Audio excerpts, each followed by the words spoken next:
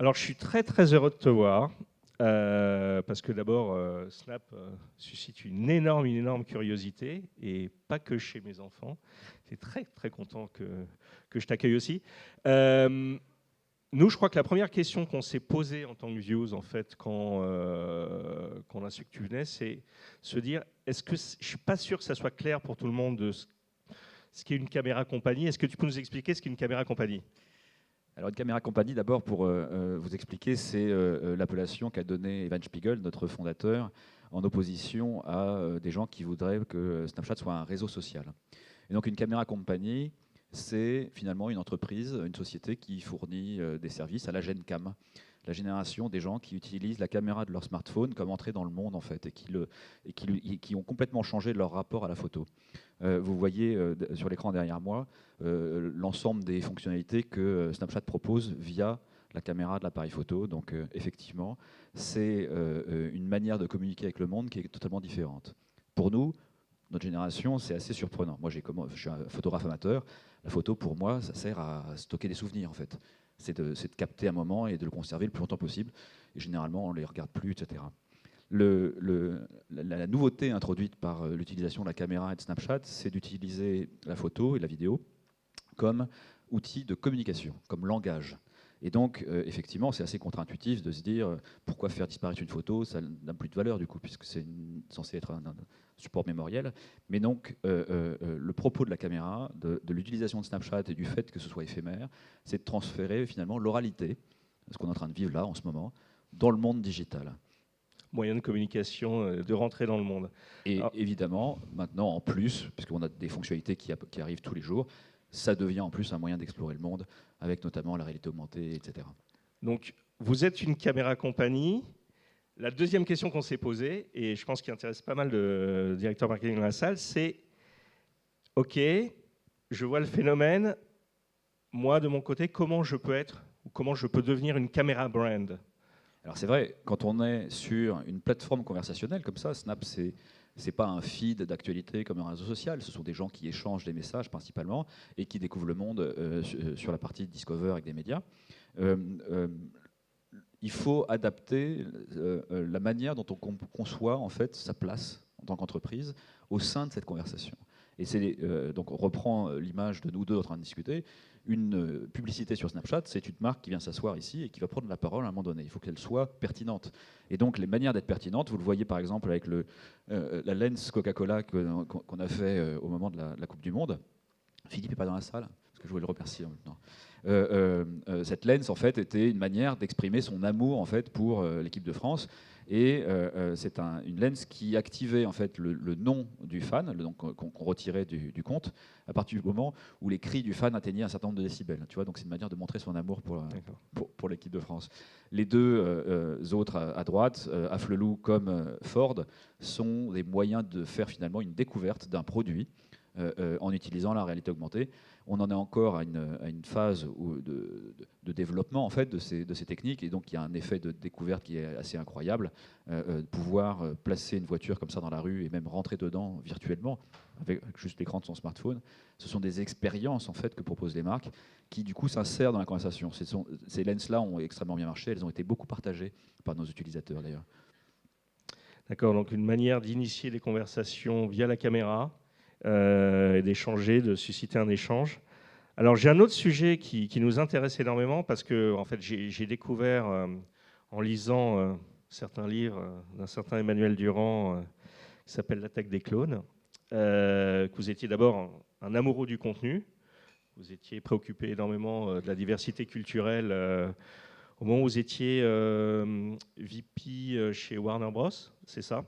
Et vous avez commis cette phrase, vous avez écrit cette phrase somptueuse que je me permets de lire avec votre autorisation pour décrire la situation des marques aujourd'hui dans l'hyperabondance digitale. Donc, un hyper choix qui ravale les créateurs au rang de bébés tortues anonymes et sans défense, contraints à crier dans le vide en attendant qu'un algorithme vienne les sortir de leur anonymat. C'est superbe, ça décrit très bien la situation des contenus. Et aujourd'hui, les marques sont face à ce problème. Les éditeurs, il y en a aussi beaucoup dans la salle, sont face à ce problème. C'est comment, et à votre avis, et aussi du point de vue de Snap. Comment on émerge du point de vue contenu aujourd'hui? Alors effectivement, c'est compliqué. Le choix de Snap a été assez traditionnel. C'est une société qui est assez paradoxale en fait, puisqu'elle est à la fois extrêmement innovante. On voit toutes les nouveautés qui ont été apportées par Snap et copiées par d'autres. Par qui? Je ne sais pas. Je ne sais pas. C'est mystérieux. Le nom m'échappe. Et également, effectivement, un rapport à des fondamentaux humains qui est plutôt, lui, traditionnel. Je vous parlais tout à l'heure de fait de transférer l'oralité dans le digital, par exemple. Ça, c'est quelque chose qui est de se raccrocher au contrat social préexistant et pas penser que les gens vont changer avec la technologie. Le rapport au contenu est à peu près le même, c'est de dire, eh bien, finalement, nous tous, autant qu'on est, on a en tout cas les adultes, on a créé un rapport au contenu qui était lié à la rareté en fait, et donc il y avait la place pour le désir de se créer en fait, parce que le désir se nourrit du manque évidemment.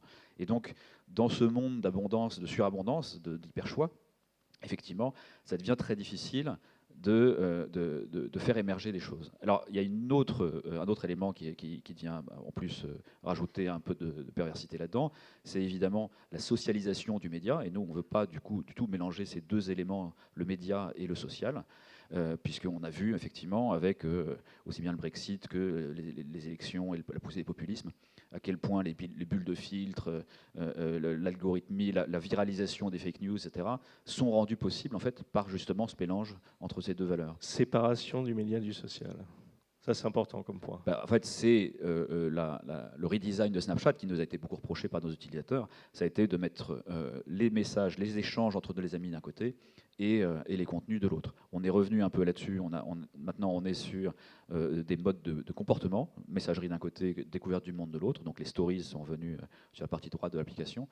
Mais néanmoins, on sent bien en fait que sur Snapchat, vous ne pouvez pas avoir de fake news, par exemple, parce qu'on n'est pas une plateforme de viralisation des contenus. Vous ne verrez pas un contenu sur Snapchat parce que l'un de vos amis l'aurait partagé, liké, commenté, etc. Donc vous verrez des contenus sur Snapchat parce qu'on pense qu'on peut vous offrir une diversité de découvertes du monde.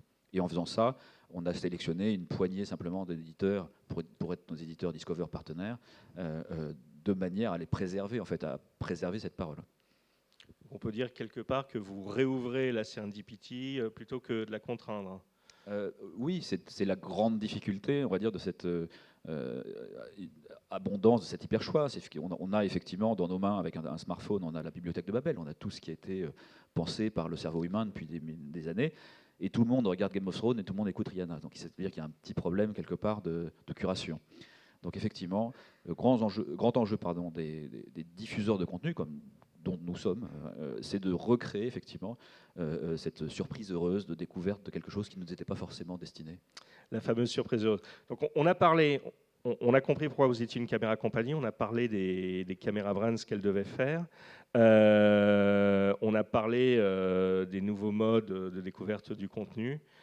Moi, il y a un autre sujet qui est un peu plus, encore une fois, culturel qui m'intéresse, et on avait un peu discuté chez vous, c'est ce côté Los Angeles versus San Francisco. Vous êtes basé à Los Angeles, donc vous êtes fondamentalement une société proche des studios, et je pense que vous faites encore pas mal d'incursions sur le contenu mobile actuellement. Donc, est-ce que vous pouvez me parler de cette différence culturelle finalement de Snapchat face à d'autres sociétés, la Silicon Valley par exemple? C'est vrai que les gens qui ne connaissent pas Snapchat et raisonnent par analogie, vont penser qu'on est un Facebook pour les jeunes.